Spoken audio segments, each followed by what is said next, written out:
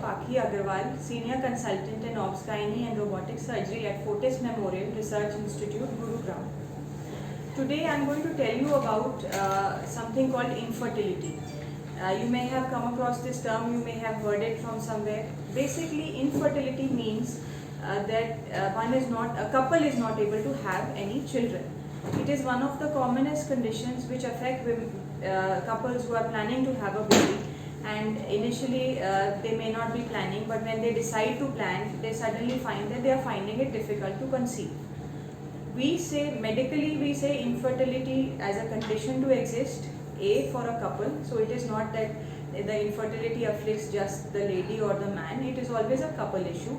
And second, we only say that there is the problem of infertility when somebody has been trying for a baby regularly for at least a period of 1 year.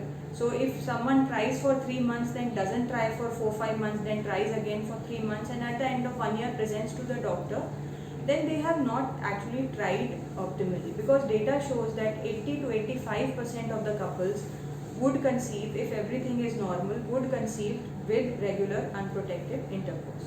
So the first thing is that to label somebody as having infertility, they must have tried adequately in the past. Now when you come to a doctor and you are worried about not being able to conceive, there are certain tests the doctor advises, or certain tests that we would advise. These tests basically involve, now if you imagine that in order to have a healthy baby or a healthy pregnancy, there are 4 or 5 things that need to be in order within both the partners. The first thing is, to make a baby, the semen or the sperm parameters must be good. The second thing is that the womb, or where the baby is going to lie, should be adequate. Its lining should be good enough to support the pregnancy. The third thing is that the ovaries must be regularly releasing an egg in every cycle. The fourth is that the tubes should be open, and only when the tubes are open will the egg be able to meet the sperm and get fertilized. So only if all these 4 conditions are met, actually, then the optimum condition for conceiving a baby would happen. It is not that conception would lead to a pregnancy. It will in most cases in 1995, but in about 10%, even this conception may later on fail to grow, and that becomes the condition of abortion. So there are other factors that come into play at that point. But to be able to form a baby, these 4 things need to be in order: healthy semen, good uterine lining, open fallopian tubes, and healthy ovaries which are producing an egg in every cycle.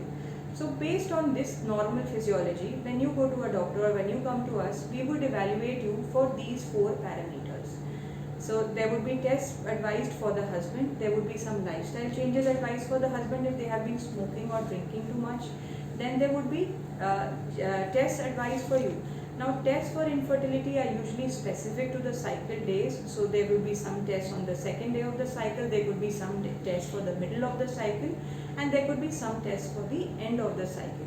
Normally it takes about 2 or 3 months to complete the entire battery of tests that are required to make sure that both you and your partner are healthy and fit to have a baby.